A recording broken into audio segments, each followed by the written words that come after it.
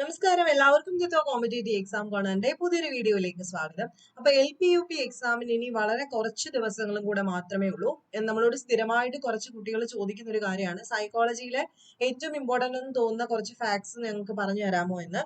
അപ്പൊ അതുമായിട്ട് റിലേറ്റ് ചെയ്തിട്ടുള്ള ഒരു ക്ലാസ് ആണ് ഇന്ന്. നിങ്ങൾക്കറിയാം, സൈക്കോളജിയിൽ ഏറ്റവും കൂടുതൽ ചോദ്യം ചോദിക്കാൻ സാധ്യതയുള്ള ഒരു പോർഷനാണ് പിയാഷയുടെ വൈജ്ഞാനിക വികാസം എന്ന് പറയുന്നത്, കൊഗ്നിറ്റീവ് ഡെവലപ്മെന്റ് എന്ന് പറയുന്നത്. അപ്പൊ മലയാളത്തിൽ വേർഷനിൽ പഠിക്കണം, LP-UP ആവുമ്പോൾ അത് കുറച്ച് ആൾക്കാർക്കെങ്കിലും ബുദ്ധിമുട്ടാണ്, ഇൻക്ലൂഡിങ് മീ. എനിക്കും ഇച്ചിരി ബുദ്ധിമുട്ടാണ്. അപ്പൊ TTC ഒക്കെ പാസ്സായവരാണെന്നുണ്ടെങ്കിൽ നമ്മൾ മലയാളത്തിലാണ് പഠിക്കുന്നത്. പക്ഷെ BEd-ലോട്ടൊക്കെ വരുമ്പോഴത്തേക്ക് അവിടെ ഇംഗ്ലീഷ് ടേംസ് ഒക്കെ പഠിച്ചത് കൊണ്ട് തന്നെ കുറച്ച് ബുദ്ധിമുട്ടാണ് മലയാളത്തിലേക്ക് വരാനായിട്ട്. അപ്പൊ നമുക്ക് നോക്കാം, ഇന്നത്തെ ഈ ക്ലാസ്സിൽ നമ്മൾ ജീൻ പിയാഷയുടെ വൈജ്ഞാനിക വികാസത്തിന്റെ സ്റ്റേജസും ഇമ്പോർട്ടന്റ് തോന്നുന്ന കാര്യങ്ങൾ മാത്രമായിരിക്കും നമ്മുടെ ഈ ഒരു സീരീസിൽ ഉൾപ്പെടുത്താൻ പോകുന്നത്. ക്ലാസ് സ്റ്റാർട്ട് ചെയ്യാം. അപ്പം ജീൻ പിയാഷയുടെയാണ് വൈജ്ഞാനിക വികാസം എന്ന് ആദ്യം അങ്ങ് പഠിച്ചു വെക്കുക. വൈജ്ഞാനിക വികാസം എന്ന് പറയുന്ന ആരുടെയാണ്? ജീൻ പിയാഷയുടെയാണ്, അല്ലെ? അപ്പൊ പിയാഷയുടെ അഭിപ്രായത്തിൽ നമ്മുടെ ചിന്താ പ്രക്രിയയുടെ വികാസത്തിന് പ്രധാനമായിട്ടും 4 ഘടകങ്ങളുണ്ട്. ഒന്ന് ബയോളജിക്കൽ, അതായത് നമ്മൾ ചിന്തിക്കണമെങ്കിൽ 4 ഘടകങ്ങളാണുള്ളത്. ഒന്ന് ബയോളജിക്കൽ മെച്യൂറേഷൻ, ശാരീരികമായിട്ട് നമുക്കൊരു പക്വത വേണം. പിന്നെ ആക്ടിവിറ്റി, പ്രവർത്തനം. 3 സോഷ്യൽ എക്സ്പീരിയൻസ് വേണം, സാമൂഹിക അനുഭവം വേണം. 4 ഇക്വിലിബ്രിയം എന്ന് പറയുന്ന സംഭവം, സന്തുലീകരണം വേണം. അങ്ങനെ 4 ഘട്ടങ്ങളിലൂടെയാണ് നമ്മുടെ ചിന്താ പ്രക്രിയ അഥവാ തിങ്കിങ് പാറ്റേൺ ഉണ്ടാകുന്നത്, തിങ്കിങ് പ്രോസസ്സ് നടക്കുന്നത്. മനുഷ്യൻ അവന്റെ ജനിതക ഘടനയുടെ അടിസ്ഥാനത്തിൽ പ്രായത്തിനനുസൃതമായിട്ട് മാറ്റങ്ങൾ ഉണ്ടാവാറുണ്ട്, അല്ലെ? പുരോഗമനപരമായ ഇത്തരം സ്വാഭാവിക മാറ്റങ്ങളെയാണ് നമ്മൾ മെച്യൂറേഷൻ എന്ന് വിളിക്കുന്നത്. എന്താണ്? ഒരു കുട്ടി ജനിക്കുമ്പോ തന്നെ അവൻ മെച്യൂർ ആവുന്നില്ല. അവന് ബയോളജിക്കൽ മെച്യൂറേഷൻ 1 വയസ്സിലുള്ള ആ ഒരു മെച്യൂറേഷൻ അല്ല, 3 വയസ്സിൽ. അപ്പൊ അവന്റെ ചിന്താഗതി മാറ്റമാണ്, അവന്റെ പ്രവർത്തനങ്ങൾ മാറും, അവന് സോഷ്യൽ എക്സ്പീരിയൻസ് കൂടും, അവൻ ഇക്വിലിബ്രിയത്തിലേക്ക് എത്തും, അല്ലെ? അപ്പൊ ഓരോ ഘട്ടവും സ്വാഭാവിക മാറ്റങ്ങൾ പുരോഗമനപരമായി നടന്ന് പരിപക്വനമായിട്ട് മാറുന്നതിനെയാണ് നമ്മൾ മെച്യൂറേഷൻ എന്ന് വിളിക്കുന്നത്. ശാരീരികമായ പക്വത വർദ്ധിക്കും തോറും ചുറ്റുപാടുകളുമായി കൂടുതൽ ഫലപ്രദമായി ഇടപെട്ട് പ്രവർത്തിക്കാനും അതിൽ നിന്നും കാര്യങ്ങൾ ഗ്രഹിക്കാനും വ്യക്തിക്ക് പ്രാപ്തി ഉണ്ടാവും. ഉദാഹരണമായിട്ട് നമ്മൾ പറയുന്നത്, സീസോയിൽ നടത്തുന്ന പരീക്ഷണ നിരീക്ഷണങ്ങളോട് തുലനം ചെയ്യലെന്ന ആശയം കൂടി സ്വായത്തം. നമ്മൾ സീസോയിൽ കയറി കഴിഞ്ഞു കഴിഞ്ഞാൽ ആദ്യം കുട്ടിക്ക് അറിയില്ല. കൊച്ചുകുട്ടി ആയിരിക്കുന്ന സമയത്ത് സീസോയുടെ പ്രവർത്തനം എന്താണെന്നോ അതെങ്ങനെ പ്രവർത്തിപ്പിക്കണമെന്നോ ഒന്നും കുട്ടിക്ക് അറിയില്ല.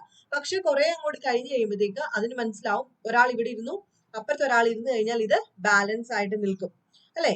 പിന്നീട് കുറച്ചുകൂടെ കഴിഞ്ഞ് കഴിയുമ്പോൾ അതിന്റെ ആ ഒരു ബാലൻസിങ് പ്രോസസ്സിന്റെ കാര്യം കുട്ടിക്ക് മനസ്സിലാവും. അങ്ങനെയാണ് എന്ത്, നമ്മുടെ ഒരു ഇക്വിലിബ്രേഷൻ എന്ന് പറയുന്ന ആ ഒരു സ്റ്റേജിലേക്ക് കുട്ടി പോകുന്നത്.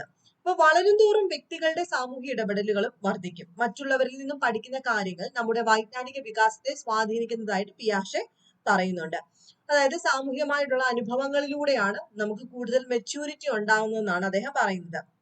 ഇനി നമുക്ക് നോക്കാം, ഇദ്ദേഹത്തിന്റെ 2 കാര്യങ്ങളാണ്, ഒന്ന് അനുരൂപീകരണവും സംയോജനവും. ഓക്കെ, 2 കാര്യങ്ങളുണ്ട്. ഒന്ന് ഓർഗനൈസേഷൻ അഥവാ സംയോജനം, 2 അഡാപ്റ്റേഷൻ അഥവാ അനുരൂപീകരണം. ഈ 2 കാര്യങ്ങൾ പഠിച്ചു വെക്കുക. അതിനകത്ത് നിങ്ങൾക്ക് അറിയാം, സ്കീമ എന്ന് പറയുന്ന ടേം എപ്പോഴും ചോദിക്കാറുള്ളതാണ്. നമുക്ക് നോക്കാം, എന്താണ് ഓർഗനൈസേഷൻ അഥവാ സംയോജനം. എല്ലാ വ്യക്തികൾക്കും തങ്ങളുടെ ചിന്തകളിലൂടെയും പ്രവർത്തനങ്ങളിലൂടെയും ലഭിക്കുന്ന കാര്യങ്ങളെ ചിട്ടപ്പെടുത്തി സൂക്ഷിക്കാനുള്ള ഒരു കഴിവുണ്ട്. ജീവിതത്തിന്റെ ആദ്യകാലങ്ങളിൽ വളരെ ലളിതമായ രൂപത്തിലുള്ള ഈ വൈജ്ഞാനിക ഘടനയോട് പുതിയ കാര്യങ്ങൾ നിരന്തരമായി കൂട്ടിച്ചേർക്കപ്പെട്ടുകൊണ്ടിരിക്കുന്നു. നിലവിലുള്ള അറിവിന്റെ ഘടനയെ അല്ലെങ്കിൽ അടിസ്ഥാന ഘടകങ്ങളെയാണ് സ്കീമ എന്ന് പിയാഷെ വിളിച്ചത്. അപ്പൊ എന്താണ് സ്കീമ? പ്രീവിയസ് ചോദ്യമാണ്. നമുക്ക് നിലവിലുള്ള അറിവ്, ഒരു കൊച്ചുകുട്ടിക്ക് നിലവിലുള്ള അറിവുണ്ട്, അതായത് ആന എന്ന് പറയുന്ന ഒരു അറിവുണ്ട്, അല്ലെ? ആ അറിവിന്റെ അടിസ്ഥാന ഘടകങ്ങൾ, വലുതാണ്, കറുത്ത നിറമാണ്, തുമ്പിക്കൈ പോലെ എന്തോ ഒരു സാധനം ഇങ്ങനത്തെ ഫ്രണ്ടിലുണ്ട്, ഇതൊക്കെയാണ് സ്കീമ എന്ന് പറയുന്ന അടിസ്ഥാന ഘടകങ്ങളുടെ അറിവിനെയാണ്. അപ്പൊ നിലവിലുള്ള സ്കീമുകൾ മതിയാകാതെ വരുന്ന സന്ദർഭങ്ങളിൽ പുതിയവ കൂട്ടിച്ചേർക്കപ്പെടുന്നു, അല്ലെ? അപ്പൊ ഒരു ആന എന്ന് പറയുന്നത് കുട്ടി കണ്ടിട്ടുണ്ട്, ആനയുടെ രൂപം കാണുന്ന സമയത്ത് പിന്നെ ഒരു പടം കാണുമ്പോഴും കുട്ടിക്കറിയാം. ഇതുപോലെ തന്നെ മറ്റൊരു ജീവിയെ കാണുമ്പോഴത്തേക്ക് ഇത് ആനയുടെ ഫുൾ ഫീച്ചേഴ്സ് ഇല്ല, ആന പോലെ ഒരു സാധനം എന്ന് വരും, അല്ലെ? അപ്പൊ അത് പുതിയതായിട്ട് കൂട്ടിച്ചേർക്കേണ്ടതായിട്ട് വരും. ഇത് ആനയ്ക്ക് വേറൊരു ജീവിയാണ്, ഇത്രയുമുള്ള, അല്ലെങ്കിൽ ഒരു കാണ്ടാമൃഗത്തെ കണ്ടു, അപ്പൊ ആനയുടെ അത്രയും ഇല്ല, എന്നാൽ കറുത്ത നിറമുണ്ട്. ആ ഒരു കൺഫ്യൂഷൻ ഉണ്ടാകുന്ന സമയത്ത് പുതിയ കൂട്ടിച്ചേർക്കലുകൾ വരും. ഇപ്പൊ ബാഹ്യലോകവുമായി പൊരുത്തപ്പെടുന്നതിന് പരിസ്ഥിതിയുമായി ഇടപെട്ടുകൊണ്ട് സ്കീമുകൾ നിർമ്മിച്ചെടുക്കുന്ന പ്രോസസ്സിനെ നമ്മൾ എന്ത് വിളിക്കും? അഡാപ്റ്റേഷൻ അഥവാ അനുരൂപീകരണം എന്ന് വിളിക്കും. എന്താ അനുരൂപീകരണം എന്ന് വെച്ച് കഴിഞ്ഞാൽ, പുതിയ കാര്യങ്ങളുമായിട്ട് നമ്മൾ പുതിയ സ്കീമുകൾ നിർമ്മിച്ചെടുക്കും, എന്നിട്ട് ഈ പഴയതുമായിട്ട് കൂട്ടിച്ചേർത്ത് പുതിയത് ഉണ്ടാക്കിയെടുക്കും. ദാറ്റ് ഈസ് കോൾഡ് അഡാപ്റ്റേഷൻ അഥവാ അനുരൂപീകരണം. സ്കീമുകളുടെ ആന്തരിക പുനർവിന്യാസവും കൂട്ടിച്ചേർക്കൽ വഴി ശക്തവും പരസ്പര ബന്ധിതവുമായ ഒരു ജ്ഞാതൃഘടന രൂപം കൊള്ളുന്നതാണ് സംയോജനം എന്ന് വിളിക്കുന്നത്. അപ്പൊ ഈ സ്കീമുകളെല്ലാം കൂടെ ചേർന്നിട്ട് അങ്ങോട്ടും ഇങ്ങോട്ടും സ്കീമുകളെല്ലാം കൂട്ടിച്ചേർക്കുന്നു, പുതിയത് ഉണ്ടാക്കിയെടുക്കുന്നു, ഇതെല്ലാം കൂടെ ചേർന്നിട്ട് പുതിയൊരു കാര്യമായിട്ട് ഒരു പുതിയ ഒരു പ്രോസസ്സ് തന്നെ അവിടെ രൂപം കൊണ്ടുവരുന്നു. That is called organization. Okay ആണല്ലോ. അപ്പൊ സ്കീമ എന്ന് വെച്ച് കഴിഞ്ഞാൽ അടിസ്ഥാന ഘടകം, അനുരൂപീകരണം എന്ന് വെച്ച് കഴിഞ്ഞാൽ എന്താണ്? അഡാപ്റ്റേഷൻ ആണ്. നമ്മൾ പറയും അഡാപ്റ്റേഷൻ അനുരൂപീകരണം മീൻസ് എല്ലാ വ്യക്തികളും അതിന്റെ ചുറ്റുപാടിനോട് ഇണങ്ങിച്ചേരാനുള്ള ഒരു കഴിവുണ്ട്, അതിനെയാണ് നമ്മൾ അഡാപ്റ്റേഷൻ എന്ന് വിളിക്കുന്നത്. അപ്പൊ സ്കീമ കണ്ടു, അതിനുശേഷം മറ്റൊരെണ്ണം കാണുന്ന സമയത്ത് പുതിയ പുതിയ സ്കീമുകൾ എല്ലാം കൂടെ ചേർന്നിട്ട് അത് പുതിയൊരു സ്കീമ നിർമ്മിച്ചെടുക്കുന്നു, അല്ലെ? കുറെ കാര്യങ്ങൾ ചേർന്ന് നിർമ്മിച്ചെടുത്ത് നമ്മൾ അത് അഡാപ്റ്റ് ആവുന്നു. ദാറ്റ് ഈസ് കോൾഡ് അഡാപ്റ്റേഷൻ അഥവാ അനുരൂപീകരണം. ഇതെല്ലാം കൂടി ചേർന്നിട്ട് പുതിയൊരു മാതൃഘടന രൂപം കൊള്ളുന്നതാണ് സംയോജനം അഥവാ ഓർഗനൈസേഷൻ. തൊട്ട് താഴോട്ട് കൊടുത്തിട്ടുണ്ട്. ഇവിടെയും ചോദിക്കുന്ന രണ്ട് ടേംസ് ആണ് അക്കോമഡേഷൻ, സംസ്ഥാപനം, സ്വാംശീകരണം, അസിമിലേഷൻ. അതെന്തായിരിക്കും? എല്ലാ വ്യക്തികൾക്കും തങ്ങളുടെ ചുറ്റുപാടിനോട് ഇണങ്ങിച്ചേരാനുള്ള ഇപ്പൊ നമ്മൾ പറഞ്ഞത് ചേരാനുള്ള ഒരു താല്പര്യമുണ്ട്.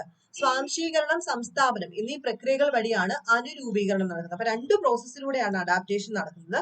ഒന്ന് സ്വാംശീകരണം അസിമിലേഷൻ, രണ്ട് അക്കോമഡേഷൻ സംസ്ഥാപനം. ഇതിലൂടെയാണ് നമ്മൾ എന്തിലേക്ക് പോകുന്നത്? അഡാപ്റ്റേഷനിലേക്ക് പോകുന്നത്. അപ്പൊ എന്താണ് ഈ അസിമിലേഷനും അക്കോമഡേഷനും എന്ന് നോക്കണ്ടേ? പുതിയൊരു സാഹചര്യത്തെ നേരിടുമ്പോൾ ആദ്യം നിലവിലുള്ള സ്കീമുകൾ ഉപയോഗപ്പെടുത്താനാണ് വ്യക്തി എപ്പോഴും ശ്രമിക്കുന്നത്, അല്ലെ? പുതിയൊരു കാര്യം കുട്ടി കാണുമ്പോൾ ആനയെ പോലെ എന്നുള്ളത് കുട്ടിക്ക് മനസ്സിലാവത്തുള്ളൂ.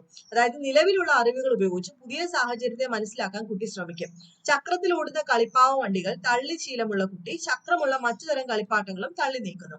ഇതിനെയാണ് നമ്മൾ എന്ത് വിളിക്കുന്നത്? അസിമിലേഷൻ. ഇതിന് ചക്രമുണ്ട്, നീങ്ങും. അപ്പൊ അടുത്ത ഒരെണ്ണം കാണുമ്പോൾ അതിനും ചക്രമുണ്ട്, നീങ്ങും എന്നുള്ള ഒരു വിശ്വാസത്തിൽ തള്ളാൻ നോക്കുന്നു. അപ്പൊ അത് സ്കീമകള് കുറച്ചുകൂടെ സ്കീമ നമുക്കുണ്ട്, അതിനെ ഒന്ന് പ്രയോജനപ്പെടുത്തുകയാണ്, അല്ലെ? അതിനെ നമ്മൾ സ്വാംശീകരണം അസിമിലേഷൻ എന്ന് വിളിക്കും. ഇനി എന്താണ് അക്കോമഡേഷൻ എന്ന് പറഞ്ഞു കഴിഞ്ഞാല് പിന്നീട് താക്കോൽ തിരിച്ച് ഓടിക്കുന്ന മറ്റൊരു കളിപ്പാട്ടം കിട്ടിയാൽ കുട്ടി ആദ്യം തള്ളി നീക്കാൻ ശ്രമിക്കുകയും അത് പരാജയപ്പെടുമ്പോൾ വാശി പിടിക്കുകയും തുടർന്ന് മറ്റൊരാളുടെ സഹായത്തോടെ താക്കോൽ തിരിച്ചാൽ മാത്രമേ ഇത് മുന്നോട്ട് നീങ്ങുകയുള്ളൂ എന്ന തിരിച്ചറിവ് നേടുകയും ചെയ്യുന്നു. ഇത് പഴയ സ്കീമുകളിൽ മാറ്റം വരുത്താൻ കുട്ടിയെ പ്രാപ്തനാക്കുന്നു. ഇതിനെയാണ് നമ്മൾ അക്കോമഡേഷൻ അഥവാ സംസ്ഥാപനം എന്ന് വിളിക്കുന്നത്. അപ്പൊ കുട്ടി തള്ളാൻ പോകുമ്പോൾ അത് നീങ്ങുന്നില്ല, താക്കോൽ ഇട്ടാൽ മാത്രമേ നീങ്ങത്തുള്ളൂ, അത് കുട്ടിക്ക് അറിയില്ല. അപ്പൊ ഒരാൾ വന്നിട്ട് പറഞ്ഞു കൊടുക്കുന്നു, ഇതാണ് താക്കോൽ തിരിച്ചാൽ നീങ്ങും. അപ്പൊ പുതിയൊരു കാര്യം കിട്ടി, പുതിയ ആ സ്കീമയുടെ മുകളിലോട്ട് പുതിയൊരു കാര്യവും കൂടെ കുട്ടിക്ക് കിട്ടുകയാണ്, അല്ലെ? സ്കീമുകളിൽ മാറ്റം വരുത്തുക, അതായത് എല്ലാം തള്ളിയാൽ നീങ്ങത്തില്ല, ചിലതൊക്കെ താക്കോല് തിരിച്ചാൽ മാത്രമേ നീങ്ങൂ എന്ന് മനസ്സിലാക്കുന്നതാണ് സംസ്ഥാപനം അഥവാ അക്കോമഡേഷൻ. ഇതൊക്കെ എന്താണ്? വൈജ്ഞാനിക ഘടനകളാണ് അഥവാ നമ്മുടെ കൊഗ്നിറ്റീവ് ഡെവലപ്മെന്റുകളാണ്. അപ്പൊ പിയാഷയുടെ അഭിപ്രായത്തിൽ സ്വാംശീകരണവും സംസ്ഥാനവും സന്തുലനീകരണത്തിനുള്ള മാർഗങ്ങളാണ്. ഈ അഡാപ്റ്റേഷനും അക്കോമഡേഷനും എല്ലാം കൂടെ ചേർന്നിട്ടാണ് കുട്ടി ഇക്വിലിബ്രേഷനിലേക്ക് എത്തുന്നത്, അല്ലെ? അപ്പൊ തെള്ളി നീക്കുന്ന സാധനങ്ങളുമുണ്ട്, താക്കോലിട്ടാൽ നീങ്ങുന്ന സാധനങ്ങളുമുണ്ട്. ഇതെല്ലാം പലതാണെന്ന് കുട്ടി മനസ്സിലാക്കിയിട്ട് ഇക്വിലിബ്രേഷൻ എന്ന് പറയുന്ന സന്തുലീകരണത്തിലേക്ക് കുട്ടി എത്തുന്നു. ഉടൻ പരിഹരിക്കാൻ കഴിയാത്ത പ്രശ്നങ്ങൾ മനുഷ്യനിൽ വൈജ്ഞാനികമായ അസന്തുലിതാവസ്ഥ അഥവാ കൊഗ്നിറ്റീവ് ഡിസ്ഇക്വിലിബ്രിയം സൃഷ്ടിക്കുമ്പോൾ അവയെ തരണം ചെയ്ത് ഇക്വിലിബ്രേഷനിലേക്ക് കൈവരിക്കാൻ സ്വാംശീകരണവും സംസ്ഥാപനവും സഹായിക്കുന്നുവെന്ന് കുട്ടി മനസ്സിലാക്കുന്നു. ഓക്കെ ആണല്ലോ. ഇതൊക്കെ നിങ്ങൾക്ക് അറിയാം.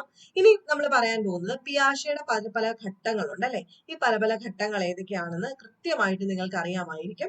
അതിനകത്ത് ഒന്നാമത്തെ ഘട്ടം എന്ന് പറയുന്നത് സെൻസറി മോട്ടോ സ്റ്റേജ് ആണ്. പിയാഷയുടെ കൊഗ്നിറ്റീവ് ഡെവലപ്മെന്റിനകത്ത് പ്രധാനമായിട്ടും എത്ര സ്റ്റേജുകളുണ്ട്? 4 സ്റ്റേജുകളാണുള്ളത്. ഒന്നാമത്തത് ഇന്ദ്രിയ ചാലക ഘട്ടം അഥവാ സെൻസറി മോട്ടോ സ്റ്റേജ്. ഏത് വയസ്സ്? 0 to 2 വയസ്സ്, അല്ലെ? ജനിക്കുമ്പോൾ തൊട്ട് 2 വയസ്സ് വരെ ഇന്ദ്രിയ ചാലക ഘട്ടം അഥവാ സെൻസറി മോട്ടോ സ്റ്റേജ് ആണ്. ഇവിടെ എന്താ സംഭവിക്കുന്നത്? ഇവിടെ റിഫ്ലക്സുകൾ, സംവേദനം, ചലനം തുടങ്ങിയവയിൽ നിന്ന് ചുറ്റുപാടുകളിൽ നിന്നും ഗ്രഹിക്കുന്നു.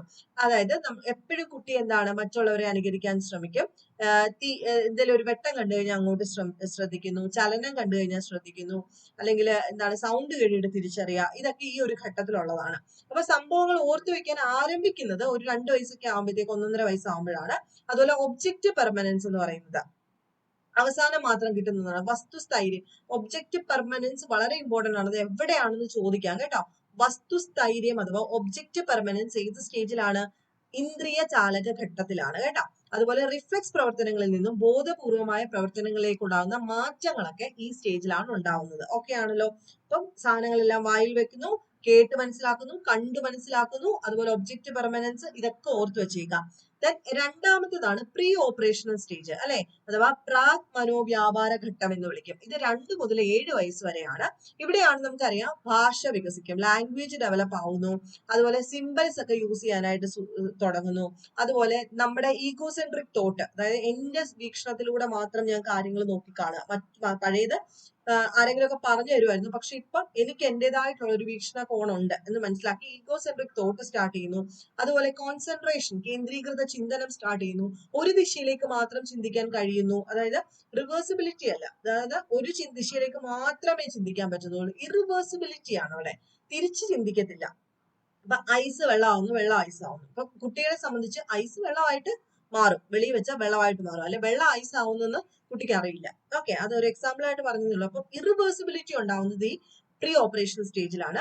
അഥവാ എല്ലാ വസ്തുക്കളുടെയും ജീവനുള്ളവയുടെ പ്രത്യേകത പ്രകടിപ്പിക്കുന്നതായിട്ട് കരുതുന്നു. അനിമിസം ഉണ്ടാവുന്ന സ്റ്റേജ് സ്ഥിരം ചോദ്യമാണ്.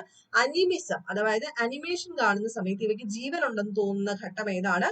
പ്രാക് മനോവ്യാപാര ഘട്ടം, പ്രീ ഓപ്പറേഷൻ സ്റ്റേജ് ആണ്. വളരെ വളരെ ഇമ്പോർട്ടന്റ് ആണ്.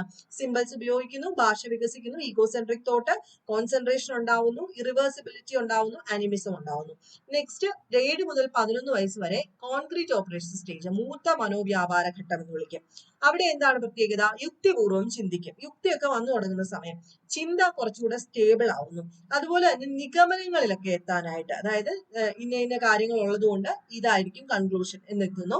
അതുപോലെ പ്രത്യാവർത്തനത്തിനുള്ള, ഇപ്പൊ നമ്മൾ പറഞ്ഞു റിവേഴ്സിബിലിറ്റിയിലേക്ക് എത്തുന്നു. അതുപോലെ പാസ്റ്റും പ്രസന്റും ഫ്യൂച്ചർ ഒക്കെ മനസ്സിലാക്കും. ഇത് കഴിഞ്ഞ കാര്യം, ഇത് നടക്കുന്ന കാര്യം, ഇനി വരാൻ പോകുന്ന കാര്യം, ഇതൊക്കെ മനസ്സിലാക്കുന്നത് കോൺക്രീറ്റ് ഓപ്പറേഷൻ സ്റ്റേജിലാണ്. ഏറ്റവും അവസാനം ഔപചാരിക മനോവ്യാപാര ഘട്ടം, ഫോർമൽ ഓപ്പറേഷൻ സ്റ്റേജ്, അത് 11 വയസ്സ് മുതലാണ്. അതായത് നമ്മുടെ ഒരു അഡോളസെന്റ് കഴിഞ്ഞതിന് ശേഷം ഇവിടെ എന്തായിരിക്കും? സാമൂഹ്യ പ്രശ്നങ്ങളിലൊക്കെ ഇടപെടും, നീതിബോധം വരും, സ്വത്വബോധം വരും. അതുപോലെ എന്താണ്, മൊത്തത്തിലൊരു യുക്തിപൂർവം എല്ലാം പരിഹരിക്കാൻ ശ്രമിക്കുക. അതായത് എല്ലാ വീക്ഷണത്തിലൂടെ ഒരു പ്രശ്നം ഉണ്ടായാൽ ഏതൊക്കെ മാർഗങ്ങളിലൂടെ ഉണ്ടോ അതെല്ലാം നോക്കി മനസ്സിലാക്കുന്നത് ഔപചാരിക വ്യാപാര ഘട്ടത്തിലാണ്, ഫോർമൽ ഓപ്പറേഷൻ സ്റ്റേജ്. അപ്പൊ പിയാഷയുടെ 4 സ്റ്റേജുകൾ ചോദിക്കും. അസിമിലേഷൻ, അക്കോമഡേഷൻ, അതുപോലെ തന്നെ ഇക്വിലിബ്രേഷൻ എന്ന് പറയുന്ന 3 ടേംസ്. അതിന്റെ കൂട്ടത്തിൽ തന്നെ ഓർത്ത് വെച്ചേക്കേണ്ട മറ്റൊന്നാണ് എന്താ? സ്കീമ. ഓക്കെ, ഇത് ഇത്രയും കൃത്യമായിട്ട് മനസ്സിലാക്കി വെക്കുക. അപ്പൊ നെക്സ്റ്റ് ക്ലാസ്സിൽ നിങ്ങൾക്ക് ഇത് പ്രയോജനം ഉണ്ടെങ്കിൽ മാത്രമേ ഞാൻ തുടരുന്നുള്ളൂ. പ്രയോജനം ഉണ്ടോ വേണോ എന്നുള്ളത് മാത്രം നോക്കിയിട്ടേ തുടരുന്നുള്ളൂ. വെറുതെ എന്തിനാ ഞാൻ ഇടുന്നത്? അതുകൊണ്ട് വേണ്ടവര് താഴെ ഒന്ന് കമന്റ് കൂടെ ചെയ്യുക. നെക്സ്റ്റ് വീഡിയോയിൽ കാണാം. ബൈ.